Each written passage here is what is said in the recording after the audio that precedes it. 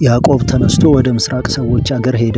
በሜዳውም እነሆ ጉድጓድን አየ። በዚያም 3 የበጎች መንጎች በላዩ ተመስገው ነበር። ከዚያ ጉድጓድ በጎቹን ያጠጡ ነበርና፣ በጉድጓዱም አፍ የነበረው ድንጋይ ትልቅ ነበር። መንጎቹም ሁሉ ከዚያ በተከማቹ ጊዜ ድንጋዩን ከጉድጓዱ አፍ ገለል አድርገው በጎቹን ያጠጡ ነበር። ድንጋዩም ወደ ስፍራው መልሰው በጉድጓድ አፍ እንደገና ይገጥሙት ነበር። ያዕቆብም ወንድሞቼ ሆይ እናንተ የወዴት ናችሁ አላቸው። እርሱም እኛ የካራን ነን አሉት። የናኮርን ልጅ ላባን ታውቁታላችሁን አላቸው። እነርሱም እናውቀዋለን አሉት። እርሱም ደህና ነውን አላቸው። እነርሱም አዎን ደህና ነው። አሁንም ልጁ ራሔል ከበጎች ጋር መጣች አሉት። እርሱም ቀኑ ገና ቀትር ነው፣ ከብቶቹ የሚከማቹበት ሰዓቱም ገና አልደረሰም። አሁንም በጎቹን አጠጡና ሄዳችሁ አሰማሯቸው አሏቸው። እነርሱም አሉ፣ መንጎች ሁሉ እስኪከማቹና ድንጋዩን ከጉድጓድ አፍ እስኪገለብጡት ድረስ አንችልም። ከዚያም በኋላ በጎቹን እናጠጣለን። እርሱም ገና ከእነርሱ ጋር ሲነጋገር እነሆ የላባ ልጅ ራሔል ከአባቷ በጎች ጋር ደረሰች። እርሷ የአባቷን በጎች ትጠብቅ ነበርና። ያዕቆብም የእናቱን ወንድም የላባን ልጅ ራሔልንና የአጎቱን የላባን በጎች ባየ ጊዜ ቀረበ፣ ከጉድጓዱም አፍ ድንጋዩን ገለበጠ፣ የአጎቱን የላባን በጎችንም አጠጣ። ያዕቆብም ራሔልን ሳማት፣ ቃሉንም ከፍ አድርጎ አለቀሰ። ያዕቆብም የአባቷ ዘመድና የርብቃ ልጅ መሆኑን ለራሔል አስታወቃት። እርሷም ሮጣ ሄዳ ለአባቷ ይህን ነገር ነገረችው። ላባም የእህቱን ልጅ የያዕቆብን ወሬ በሰማ ጊዜ ሊቀበለው ሮጠ፣ አቅፎም ሳመው፣ ወደ ቤቱም አስገባው። ነገሩም ሁሉ ለላባ ነገረው። ላባም በእውነት አንተ አጥንቴ ሥጋዬም ነህ አለው። ላባም ያዕቆብን ወንድሜ ስለሆንክ በከንቱ ታገለግለኛለህን? ምንዳህ ምንድን ነው? ንገረኝ አለው። ለላባም 2 ሴቶች ልጆች ነበሩት። የታላቂቱ ስም ልያ፣ የታናሺቱ ስም ራሔል ነበር። ልያም ዓይነ ልም ነበረች፣ ራሔል ግን መልከ መልካም ነበረች፣ ፊቷም ውብ ነበረ። ያዕቆብም ራሔልን ወደደ፣ እንዲህም አለ፣ ስለ ታናሺቱ ልጅህ ስለ ራሔል 7 ዓመት እገዛልሃለሁ። ላባም ለሌላ ሰው ከምሰጣት ይልቅ ለአንተ ብሰጣት ይሻላል፣ ከኔ ጋር ተቀመጥ አለ። ያዕቆብም ስለ ራሔል 7 ዓመት ተገዛ። እርሷንም የወዳት ስለነበረ በእርሱ ዘንድ እንደ ጥቂት ቀን ሆነለት። ያዕቆብም ላባን ወደ እርሷ እገባ ዘንድ ሚስቴን ስጠኝ፣ ቀኔ ተፈጽሟልና አለው። ላባም የዚያን ስፍራ ሰዎች ሁሉ ሰበሰበ፣ ሰርግም አደረገ። በመሸም ጊዜ ልጁን ልያን ወስዶ ለያዕቆብ አገባለት። ያዕቆብም ወደ እርሷ ገባ። ላባም ለልጁ ለልያ ባሪያይቱን ዘለፋን ባሪያ ትሆናት ዘንድ ሰጣት። በነጋም ጊዜ እነሆ ልያ ሆና ተገኘች። ላባንም ምን ነው እንደዚህ ያደረክብኝ? ያገለገልኩ ስለ ራሔል አልነበረምን? ለምን አታለልከኝ አለው። ላባም እንዲህ አለ፣ በሀገራችን ታላቂቱ ሳለች ታናሺቱን እንሰጥ ዘንድ ወግ አይደለም። ይህችንም ሳምንት ፈጽም፣ ሌላ 7 ዓመት ደግሞ እኔን ስለምታገለግለኝ አገልግሎት እርሷን ደግሞ እሰጥሃለሁ። ያዕቆብም እንዲህ ያደረገ፣ ይህችንም ሳምንት ፈጸመ። ልጁን ራሔልንም ለእርሱ ሚስት ትሆን ዘንድ ሰጠው።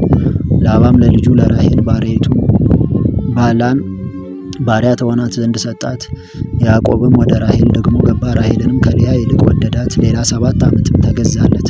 እግዚአብሔርም ልያ የተጠላች መሆኗን ባየ ጊዜ ማኅፀኗን ከፈተላት። ራሔል ግን መካን ነበረች።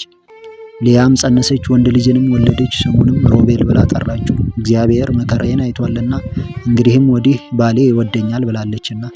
ደግሞም ጸነሰች፣ ወንድ ልጅንም ወለደች። እኔ እንደተጠላው እግዚአብሔር ስለሰማ ይህን ደገመኝ አለች። ስሙንም ስምዖን ብላ ጠራችው። ደግሞም ጸነሰች፣ ወንድ ልጅንም ወለደች። አሁንም ባሌ ወደ እኔ ይጠጋል፣ 3 ወንዶች ልጆችን ወልጄለታለሁና አለች። ስለዚህም ስሙን ሌዊ ብላ ጠራችው። ደግሞም ጸነሰች፣ ወንድ ልጅንም ወለደች። በዚህም ጊዜ እግዚአብሔርን አመሰግናለሁ አለች። ስለዚህም ስሙን ይሁዳ ብላ ጠራችው። መውለድንም አቆመች። ራሔልም ለያዕቆብ ልጆችን እንዳልወለደች ባየች ጊዜ በእህቷ ቀናችባት። ያዕቆብም ልጅ ስጠኝ፣ ይህስ ካልሆነ እሞታለሁ አለችው። ያዕቆብም ራሔልን ተቆጥቶ በውኑ እኔ የሆድን ፍሬ በነሳሽ በእግዚአብሔር ቦታ ነኝና አላት። እርሷም ባሪያዬ ባላ እነሆ አለች፣ ድረስባት፣ በእኔም ጭን ላይ ትውለድ፣ የእርሷም ልጆች ለእኔ ደግሞ ይሆኑልኝ አለች። ባሪያዋን ባላንም ሚስት ትሆነው ዘንድ ለእርሱ ሰጠችው። ያዕቆብም ደረሰባት። ባላም ጸነሰች፣ ወንድ ልጅንም ለያዕቆብ ወለደችለት። ራሔልም እግዚአብሔር ፈረደልኝ፣ ቃሌንም ደግሞ ሰማ፣ ወንድ ልጅንም ሰጠኝ አለች። ስለዚህ ስሙን ዳን ብላ ጠራችው። የራሔልም ባሪያ ባላ ደግሞ ጸነሰች፣ ለያዕቆብም ሁለተኛ ወንድ ልጅን ወለደች። ራሔልም ብርቱ ትግልን ከእህቴ ጋር ታገልኩ አሸነፍኩም አለች። ስሙንም ነፍታሌም ብላ ጠራችው። ሊያም መውለድን እንዳቆመች ባየች ጊዜ ባሪያዋን ዘለፋን ወሰደች፣ ሚስት ትሆንም ዘንድ ለያዕቆብ ሰጠችው። የሊያ ባሪያ ዘለፋም ወንድ ልጅን ለያዕቆብ ወለደች። ሊያም ጉድ አለች፣ ስሙንም ጋድ ብላ ጠራችው። የሊያ ባሪያ ዘለፋም ዳግመኛ ለያዕቆብ ወንድ ልጅን ወለደች። ሊያም ደስታ ሆነልኝ፣ ሴቶች ያመሰግኑኛልና አለች። ስሙንም አሴር ብላ ጠራችው። ሮቤል ስንዴ በሚታጨድባት ወራት ወጣ፣ በእርሻም እንኮይ አገኘ፣ ለእናቱ ለሊያም አመጣላት። ራሔልም ሊያን የልጅሽን እንኮይ ስጭኝ አለቻት። እርሷም ባሌን መውሰድሽ በውኑ ጥቂት ነገር ነውን? አሁን ደግሞ የልጄን እንኳይ ልትወስጂ ትፈልጊያለሽን? አለቻት። ራሔልም እንኪያስ ስለ ልጅሽ እንኳይ በዚህች ሌሊት ከአንቺ ጋር ይተኛ አለች። ያዕቆብም ሲመሽ ከዱር ገባ። ሊያም ልትቀበለው ወጣች፣ እንዲህም አለችው፣ ወደ እኔ ትገባለህ? በልጄ እንኳይ በእርግጥ ተከራይቻለሁና በዚያችም ሌሊት ከእርሷ ጋር ተኛ። እግዚአብሔርም የልያን ጸሎት ሰማ፣ ጸነሰችም፣ አምስተኛ ወንድ ልጅንም ለያዕቆብ ወለደች። ሊያም ባሪያዬን ለባሌ ስለሰጠው እግዚአብሔር ዋጋዬን ሰጠኝ አለች። ስሙንም ይሳኮር ብላ ጠራችው። ሊያም ደግማ ጸነሰች፣ ስድስተኛ ወንድ ልጅንም ለያዕቆብ ወለደች። ሊያም እግዚአብሔር መልካም ስጦታን ሰጠኝ፣ እንግዲህስ ባሌ ከኔ ጋር ይኖራል፣ 6 ልጆችን ወልጄለታለሁና አለች። ስሙንም ዛብሎን ብላ ጠራችው። ከዚያም በኋላ ሴት ልጅን ወለደች፣ ስሟንም ዲና አለቻት። እግዚአብሔርም ራሔልን አሰበ፣ እግዚአብሔርም ተለመናት፣ ማኅፀኗንም ከፈተላት፣ ጸነሰችም፣ ወንድ ልጅንም ወለደችና እግዚአብሔር ስድቤን አስወገደ አለች። ስሙንም እግዚአብሔር ሁለተኛ ወንድ ልጅን ይጨምርልኝ ስትል ዮሴፍ ብላ ጠራችው። ራሔልም ዮሴፍን ከወለደች በኋላ ያዕቆብ ላባን እንዲህ አለው፣ ወደ ስፍራዬ ወደ አገሬ መመለስ ዘንድ አሰናብተኝ፣ ስለ እነርሱ የተገዛሁላቸውን ሚስቶቼና ልጆቼን ስጠኝና ልሂድ፣ የተገዛሁለትን መገዛት ታውቃለህና። ላባም በዓይንህ ፊት ሞገስን የማገኝ በሆንስ ከዚሁ ተቀመጥ፣ እግዚአብሔር በአንተ ምክንያት እንደባረከ ተመልክቻለሁና አለው። ደመወዝህን ንገረኝ፣ እርሱንም እሰጥሃለሁ አለ። እርሱም አለው፣ እንዴት እንዳገለገልኩ ከብትህንም እንዴት እንደጠበቅኩልህ አንተ ታውቃለህ። ከእኔ መምጣት በፊት የነበረ ጥቂት ነበርና ዛሬም እጅግ በዛ። ወደ አንተ በመምጣቴም እግዚአብሔር ባረከ። አሁንም እኔ ደግሞ በቤቴ የምሰራው መቼ ነው? እርሱም የምሰጥህ ምንድን ነው አለ። ያዕቆብም አለው፣ ምንም አትስጠኝ፣ ይህንም ነገር ብታደርግልኝ እንደገና በጎችህን አበላለሁ እጠብቃለሁም። ዛሬ በመንጎቼ በኩል አልፋለሁ፣ በዚያም ከበጎቼ መካከል ዥንጉርጉርና ነቁጣ ያለበትን ጥቁሩንም በግ ሁሉ ከፍየሎችም ነቁጣና ስለዚህም በፊት ያለውን ደመወዜን ለመመልከት በመጣው ጊዜ ወደፊት ጻድቅነቴን ይመሰክርልኛል። ከፍየሎች ዥንጉርጉርና ነቁጣ የሌለበት ከበግ ጠቦቶችም ጥቁር ያልሆኑ ሁሉ እርሱ በእኔ ዘንድ ቢገኝ እንደተሰረቀ ይቆጠርብኝ። ላባም እነሆ እንደ ቃል ይሁን አለ።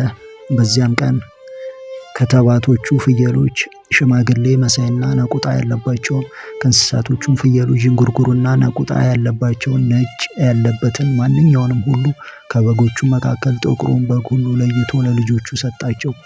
በእርሱና በያዕቆብ መካከልም የ3 ቀን መንገድ ያህል አራቃቸው። ያዕቆብም የቀሩትን የላባን በጎች ይጠብቅ ነበር። ያዕቆብም ልብን ለውዝ ኤርሞን ከሚባሉ እንጨቶች እርጥብ በትርን ወስዶ በበትሮቹ ውስጥ ያለው ነጭ እንዲታይ ነጭ ሽመልመሌ አድርጎ ላጣቸው። ያላባቸውንም በትሮች በጎቹ ውሃ ሊጠጡ በመጡ ጊዜ በውሃ ማጠጫው ገንዳ ውስጥ በበጎቹ ፊት አኖራቸው። በጎቹ ውሃ ሊጠጡ በመጡ ጊዜ ይጎመጁ ነበር።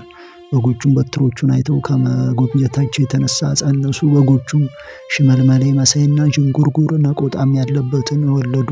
ያዕቆብም ጠቦቶቹን ለየ፣ ሽመልመሌ መሳይና ጥቁር ያለባቸውን በጎቹንም ሁሉ በላባ በጎች ፊት ለፊት አኖረ። መንጎቹንም ለብቻቸው አቆማቸው፣ ወደ ላባም በጎች አልጨመራቸውም። እንዲህም ሆነ፣ በበረቱት በጎች በጎመጁ ጊዜ በጎቹ በትሮቹን አይተው በበትሮቹ አምሳል ይጸንሱ ዘንድ ያዕቆብ በትሮቹን በውሃ ማጠጫው ገንዳ ውስጥ ከበጎቹ ፊት አደረገ። በደከሙ በጎቹም ፊት በትሩን አያደርገውም ነበር። የደከሙትም ለላባ የበረቱትም ለያዕቆብ ሆኑ። ያ ሰውም እጅግ ባለጠጋ ሆነ። ብዙም ከብት፣ ሴቶችም፣ ወንዶችም፣ ባሪያዎችም፣ ግመሎችም